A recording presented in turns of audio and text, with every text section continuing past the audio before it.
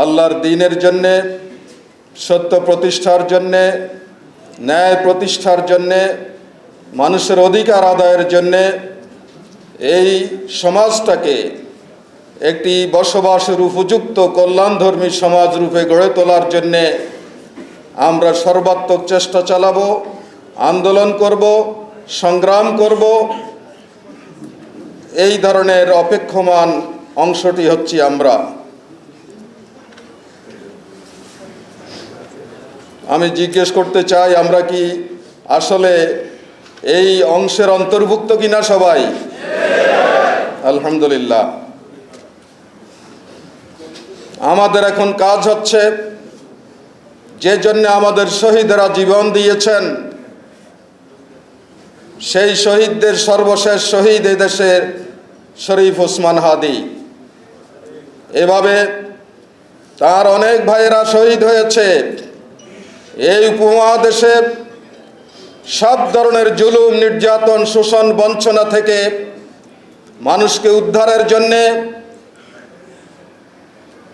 শহীদ তিতুমীর থেকে শুরু করে আজ পর্যন্ত অসংখ্য মর্দে মুজাহিদ তারা জীবন দিয়েছেন, শহীদ হয়েছেন।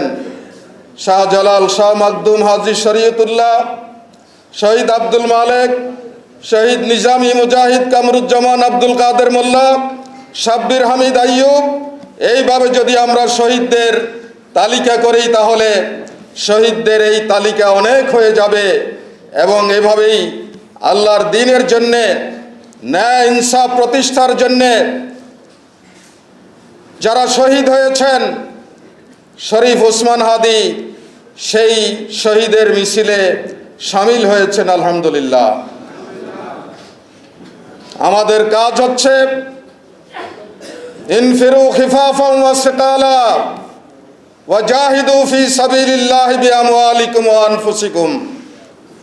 তোমরা হালকা অবস্থায় থাকো অথবা ভারী অবস্থায় থাকো, দেশে থাকো অথবা বিদেশে থাকো, মুকিম অবস্থায় থাকো অথবা সফর অবস্থায় থাকো, ধনী অবস্থায় থাকো অথবা গরিব অবস্থায় থাকো, সর্ব অবস্থায় তোমাদেরকে ইনফিরু, সত্য প্রতিষ্ঠার জন্য বেরিয়ে পড়তে হবে। নিষ্ক্রিয় হয়ে ঘরে থাকার কোনো সুযোগ নেই। কারণ চতুর্দিক থেকে মানবতার দুশমন, ইসলামের দুশমন, মানবাধিকারের দুশমন, তারা আমাদেরকে দুনিয়া থেকে নিচ্ছিন্ন করে দেওয়ার জন্য চক্রান্ত ষড়যন্ত্র করে চলছে। এই চক্রান্ত ষড়যন্ত্রের বেড়াজাল ছিন্ন করে সত্যের সূর্যকে এই বাংলার জমিনে উদীয়মান করতে হবে। এটাই আজকে হোক আমাদের শপথ। মাত্র 30% টাকায় জমির মালিক হয়ে নতুন বাংলাদেশের গড়ে তোলার স্বপ্ন দেখা বাংলা বসতি। সম্মানিত ভাইরা, আমি সেলিম ভাইয়ের সাথে একমত।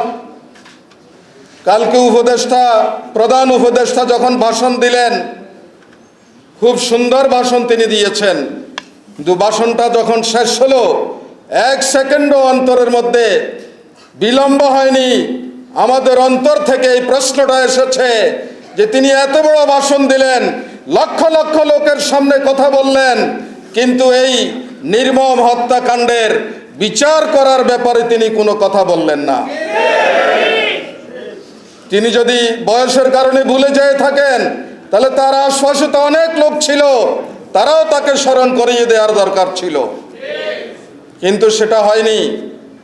জানা যায় লক্ষ লক্ষ মানুষ এসেছে, তারা আশাহত হয়েছে। আমরা অবিলম্বে খুনিদেরকে গ্রেপ্তার করে বিচারের আওতায় আনার জন্যে আমরা দাবি জানাচ্ছি। যদি এর বিচার সুষ্ঠুভাবে না হয়, তাহলে অনেক খুনি, অনেক অন্ধকার জগতের পরিকল্পনা বাস্তবায়নকারীরা সাহস পাবে, উৎসাহ পাবে, এর জন্য এই সরকারই দায়ী হবে। সম্মানিত ভাইরা, যারা এই সমস্ত অপকর্ম করেন, তারা জিন্দেগিতে কোনোদিন মানুষের সমাজে আসতে পারবে না, স্বাভাবিক জীবনে আসতে পারবে না। তারা অন্ধকারেই থাকবে, তারা অন্ধকারের কীট, তারা বেশি নয় সংখ্যায়। সুতরাং আমরা যদি ঈমানি জজবা নিয়ে সামনে এগুতে পারি, ঐক্যবদ্ধভাবে যদি আমরা সামনে এগুতে পারি, জুলাই যোদ্ধাদের সেই ত্যাগ এবং কোরবানিকে আমরা স্মরণে রেখে আমরা যদি আগামী দিনের সৎ মানবিক কল্যাণধর্মী বাংলাদেশ গড়ার জন্যে ঐক্যবদ্ধভাবে ভূমিকা পালন করতে পারি, তাহলে শহীদ ওসমান হাদির এই আত্মত্যাগ সার্থক হবে। তিনি আল্লাহর কাছে আল্লাহর মেহমান হিসাবে রিজিক পাচ্ছেন, তিনি আল্লাহর কাছে চলে গিয়েছেন। কিন্তু আমরা আমাদের কার্যকলাপের মধ্য দিয়ে আল্লাহ তাআলার কাছে এটা প্রমাণ করতে হবে যে আমরাও তোমার জন্য, তোমার দ্বীনের জন্য, মানুষের অধিকারের জন্য রক্ত দিতে প্রস্তুত, শহীদ হতে প্রস্তুত। সর্বশেষ শহীদের পরিবার, তার স্ত্রী, আত্মীয় স্বজনের সংসার শোক যাতে শক্তিতে পরিণত হয়, তারা যাতে সবর অবলম্বন করতে পারেন, সেজন্যে আমরা আল্লাহ তাআলার কাছে দোয়া করছি।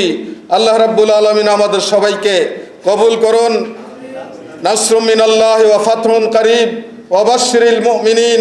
আসসালামু আলাইকুম ওয়া রাহমাতুল্লাহি ওয়া বারাকাতুহু।